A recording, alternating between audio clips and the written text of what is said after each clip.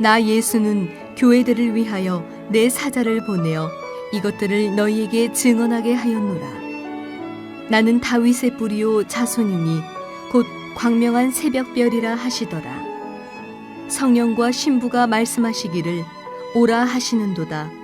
듣는 자도 오라 할 것이요 목마른 자도 올 것이요 또 원하는 자는 값없이 생명수를 받으라 하시더라. 오늘 성탄의 아침을 맞아서 이 시간에는 광명한 새벽별이라는 제목으로 하나님 말씀 함께 나누겠습니다. 2000년 전에 유대의 작은 마을 베들레헴에 있는 한 마국간에서, 그 마국간 교유 위에서 우리 구주 아기 예수님이 태어나셨습니다. 우리는 이날을 크리스마스라고 부르죠. 이 크리스마스는 그리스도를 뜻하는 크라이스트와 마스가 합쳐진 단어예요. 여기에서 마스가 무엇인지에 대해서는 여러 가지 견해가 있습니다. 어떤 학자는 무교병을 뜻하는 히브리어 단어 마사에서 마스가 유래되었다고 생각을 하더라고요. 그리스도의 몸을 상징하는 무교병이라는 뜻입니다. 또 다른 학자는 모임을 뜻하는 고대 독일어가 있어요. 메스라고 하는 이 독일어에서 나왔다고 생각하더라고요. 그리스도를 믿는 사람들의 모임 공동체란 뜻입니다. 또 어떤 학자는 보낸다는 뜻의 미션이라고 생각했습니다. 그리스도를 보내심이란 뜻입니다. 또 카톨릭에서는 성찬식을 뜻하는 미사라고 생각했습니다. 그리스도의 성찬식이라는 뜻입니다. 크리스마스의 뜻은 다양한 견해들이 있기 때문에 콕 집어서 이게 정답이라고 말하기는 좀 어려울 것 같습니다. 여기서 한 가지 명확한 것이 있다면요. 크리스마스에서 중요한 것은 마스가 아니라 크리스라는 것입니다. 크리스마스의 주인공은 크라이스트, 그리스도입니다. 이게 가장 중요합니다. 여러분 이것을 잊어버리지 마시기 바랍니다. 어떤 사람들은 이 크리스마스에서 크라이스트를 쏙 빼버렸어요. 그 대신에 엑스마스라고 부르는 사람들이 있죠. 그리스도를 삭제하고 크라이스트를 지워버리고 그 자리를 X라고 하는 알파벳으로 대체해버렸습니다. 또 어떤 사람들은요, 메리 크리스마스라고 하는 인사말을 아예 없애버리려고 한 사람들이 있습니다. 그들은 해피 할러데이라고 인사하는 것을 더 선호하는 것 같습니다. 또 어떤 사람들은요, 크리스마스의 주인공을 아예 다른 사람으로 이렇게 바꿔치기 해버리려고 했어요. 아기 예수님 대신에 빨간 모자 쓰고 흰 수염이 난 키 작은 아저씨를 크리스마스의 주인공으로 내세우기도 했습니다. 저는 개인적으로는 성탄절이라고 하는 이 용어보다는 크리스마스가 더 좋습니다. 왜냐면요, 성탄절은 성인의 탄생을 기념하는 날이란 뜻이죠. 여러분, 예수님은 성인 중에 한 분이 아닙니다. 4대 성인 중에 한 분 아니에요. One of the many가 아니고 one and only son, 유일하신 하나님의 아들이심을 믿습니다. 빌립보서 2장을 보시면요, 2장에 기록된 그리스도의 찬가를 보시면 예수님의 오심을 바라보면서 바울은 다음과 같이 찬양하고 있습니다. 그는 근본 하나님의 본체시나 하나님과 동등됨을 취할 것으로 여기지 아니하시고 오히려 자기를 비워 종의 형체를 가지사 사람들과 같이 되셨고 사람의 모양으로 나타나사 자기를 낮추시고 죽기까지 복종하셨으니 곧 십자가에 죽으심이라. 아멘. 자, 예수님께서 이 땅에 오신 목적과 이유를 명확하게 설명해 주고 있습니다. 여러분, 우리 예수님께서 이 땅에 왜 오셨습니까? 살기 위해서가 아니고요, 죽기 위해서 오셨습니다. 예수님은 근본 하나님의 본체십니다. 창조주요, 주권자요, 온 우주 만물의 주인이 되십니다. 스스로 존재하시며 영원하시며 무한하신 분입니다. 예수님은 하나님입니다. 하나님이라고요. 그분은 죽음과는 아무 관계가 없는 분입니다. 자, 그러신 분이 왜 육신을 입고 육체를 가지사 이 땅에 오셨습니까? 죽기 위해서였다는 거예요. 요한복음과 요한일서에서는 이런 예수님을 가리켜서 태초부터 계신 말씀이라고 표현하고 있습니다. 이 말씀이 육신이 되셔서 이 땅에 오셨습니다. 여러분, 왜 말씀이 육신이 되어야만 했습니까? 말씀은 피를 흘릴 수가 없기 때문이죠. 말씀은 죽을 수가 없기 때문이죠. 예수님은 피 흘려 죽으시기 위해서 종의 형체를 가지셨고 사람들과 같이 되셨고 사람의 모양으로 나타나셨습니다. 예수님께서 이 땅에 오실 때 100% 하나님, 100% 사람으로 오셨습니다. 여기서 한 가지 우리가 조심해야 할 것이 있습니다. 예수님은 이 땅에 오실 때 신성을 버리신 적이 없습니다. 다만 신성을 사용하지 않으셨을 뿐입니다. 빌립보서 2장 7절 말씀을 자세히 보시면요. 오히려 자기를 비워 종의 형체를 가지사라고 했습니다. 종의 형체를 추가적으로 가지셨습니다. 그러니까 신성을 버리신 것이 아니라 오히려 그 반대예요. 거추장스러운 육체를 입으셨다는 것입니다. 종의 형체를 가지사. 자, 여기에 대해서 월터 헨슨이라고 하는 학자는 다음과 같이 설명했습니다. 그리스도께서 자기를 비우셨다는 것은 빼기가 아니라 더하기입니다. 자, 신성을 뺀 것이 아니라 신성을 100% 다 갖고 계시면서 인성을 더하셨다는 것입니다. 만약에 예수님이 그 신성을 버리셨다고 하면요, 큰 문제가 생깁니다. 자, 그런 분은 100% 하나님이 될 수 없어요. 뭔가가 좀 부족한 하나님이 될 것입니다. 자, 그렇다면 그분의 구원 사역 역시 부족한 구원 사역이 될 것이며 결국 예수님으로는 충분하지 않다는 결론에 이르게 되죠.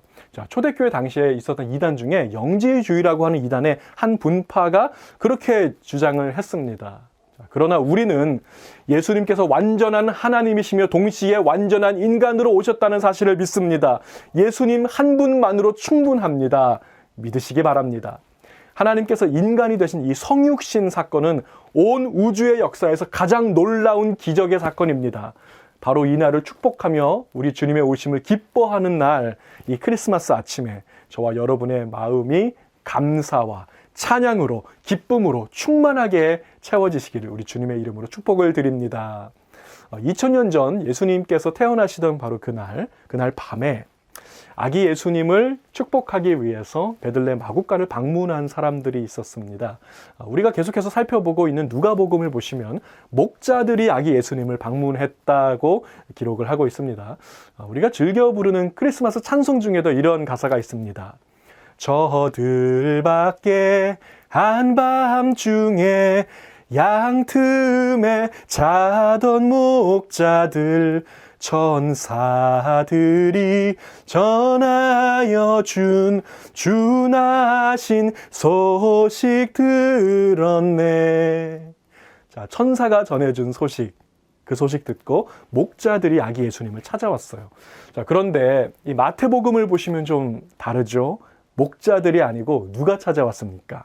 동방의 박사들이. 자, 마태복음에는 동방의 박사들이 아기 예수님을 방문하고 축복했다라고 기록하고 있습니다. 동방에서 보던 그 별이 문득 앞서 인도하여 가다가 아기 있는 곳 위에 머물러 서 있는지라 그들이 별을 보고 매우 크게 기뻐하더라. 저는 이 구절을 보다가 이런 질문이 생겼습니다. 왜 하나님은 별을 사용하셨을까? 그 동방의 박사들을 예수님께로 인도하기 위해서 별을 사용하셨잖아요. 이 별의 의미가 도대체 무엇일까? 저는 이게 좀 궁금해지더라고요. 성경에서 동방이라고 부르는 지역은 보통 페르시아를 가리키는 지명입니다. 페르시아는 그 별의 움직임과 또 역사의 사건을 연결시키는 학문, 점성학이 이제 발전했다고 전해져 내려오고 있는데요. 아마도 이 동방의 박사들은 별을 연구하는 점성가들, 박사였을 것이라는 그런 견해가 있습니다. 또 페르시아에 살던 여인 중에 별이라고 하는 뜻의 이름을 가진 여인이 있었어요. 우리가 잘 아는 여인이죠. 에스더입니다. 에스더는 별이라는 뜻입니다. 이 에스더가 한 말 중에 참 유명한 말이 있어요. 죽으면 죽으리이다. 죽으면 죽으리이다. 하나님의 백성을 구하기 위해서 자신의 생명을 걸었던 에스더. 자, 이 여인은 하나님 나라에서 반짝반짝 빛나는 별이었습니다. 자, 그런데 성경을 보니까 또 하나의 별이 있더라고요. 자신을 가리켜서 별이라고 말씀하신 분, 우리 예수님은 생명을 걸으셨을 뿐 아니라 죽으셨습니다. 저와 여러분을 구하기 위해서 죽으셨습니다. 요한복음에 보시면 예수님은 이제 7번에 걸쳐서 I am, 7번의 I am 선포를 하셨습니다. 나는 생명의 떡이다. 나는 세상의 빛이다. 나는 양의 문이다. 나는 선한 목자다. 나는 부활이요 생명이다. 나는 길이요 진리요 생명이다. 나는 참 포도나무다. 이렇게 예수님은 I am 7번에 걸쳐서 말씀하셨어요. 이것은 구약에 있는 I am who I am, 스스로 존재하시는 참 하나님이시라는 거예요. 창조주, 주권자, 우리의 구주가 되십니다. 예수님은 하나님이십니다. 자, 그런데 요한의 쓴 글의 맨 마지막 페이지를 보시면요. 요한계시록 22장입니다. 성경의 맨 마지막 페이지죠. 예수님은 마지막으로 한 번 더 I am 스테이트먼트를 선포하셨습니다. I am the bright morning star. 나는 광명한 새벽별이다. 주님께서 친히 말씀하셨습니다. 자, 온 우주에 가득한 수많은 별들 가운데 가장 빛나는 별은 광명한 새벽별 되시는 예수 그리스도입니다. 예수님께서 친히 자기를 별이라고 말씀하셨는데요. 이 구절을 보시면요. 나는 다윗의 뿌리요 자손이니 라고 하는 말로 시작을 하고 있습니다. 자, 여기에서 다윗의 자손이다. 자손이라는 말은 세 가지 뜻을 갖고 있어요. 첫 번째로 예수님이 100% 육신으로 인간으로 오셨다는 것입니다. 자, 로마서 1장 3절 말씀을 보세요. 그의 아들에 관하여 말하면 육신으로는 다윗의 혈통에서 나셨고, 자, 다윗의 자손이라는 것은 예수님의 인성이 완전하셨기 때문에 다른 사람들을 위한 대속의 제물이 되기에 충분하다는 것입니다. 여러분, 예수님은 저와 여러분의 구원자가 되시기에 충분합니다. 조금도 부족함이 없으십니다. 믿으시기 바랍니다. 또 두 번째로 다윗의 자손이라는 것은요. 우리의 왕이 될 자격이 충분하다는 것입니다. 누가복음 1장 31절부터 보십시오. 보라, 내가 잉태하여 아들을 낳으리니 그 이름을 예수라 하라. 그가 큰 자가 되고 지극히 높으신 이의 아들이라 일컬어질 것이요. 주 하나님께서 그 조상 다윗의 왕위를 그에게 주시리니. 아멘. 자, 예수님은요, 유다 지파 다윗의 후손으로 오셨기 때문에 왕이 될 자격을 온전하게 갖추셨다는 것입니다. 자, 세 번째로 다윗의 자손이라는 것은 구약에 약속된 메시아라는 뜻도 담고 있습니다. 마태복음 22장 42절 말씀입니다. 너희는 그리스도에 대하여 어떻게 생각하느냐? 누구의 자손이냐? 대답하되 다윗의 자손이니이다. 아멘. 자, 너희는 그리스도에 대하여 어떻게 생각하느냐? 여기서 그리스도는 헬라어죠. 그리스도를 히브리어로 바꾸면 메시아가 되는 것입니다. 같은 뜻입니다. 그러니까 이거예요. 너희는 메시아에 대하여 어떻게 생각하느냐? 다윗의 자손이니이다. 자, 다윗의 자손은 메시아라는 것과 직접적으로 연결되고 있습니다. 메시아는 구약 성경 전체의 주제입니다. 장차 오실 메시아, 장차 오실 그리스도를 통해서 죄인들을 구원하실 자라는 것입니다. 자, 이 세 가지가 다윗의 자손이라는 말의 뜻입니다.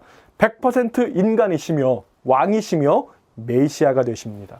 자, 그렇다면 다윗의 뿌리라고 한 것은 또 어떤 의미가 있을까요? 자, 이것은 다윗의 조상이라는 말이 아니죠. 다윗의 창조자라는 뜻입니다. 자, 하나님이라는 거예요.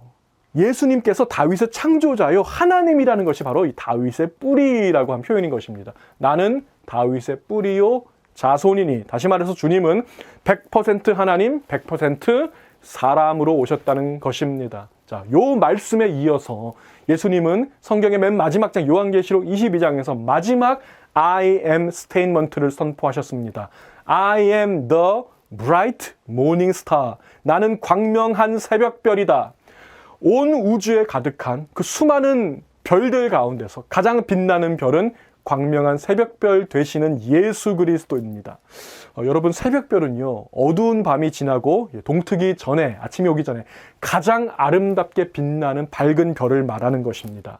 그 바다 한가운데서 폭풍을 만나서 길을 잃은 항해자가 다시 방향을 바로 잡을 수 있는 것은요, 그 새벽별 모닝스타가 있기 때문이죠. 그 별빛을 보고 길을 잃지 않을 수 있는 것입니다. 예수님은 방황하는 자에게 길을 비춰주십니다. 바다 한가운데서 풍랑을 만나 두려운 마음을 가진 자들에게, 그 제자들에게 예수님은 이렇게 말씀하셨습니다.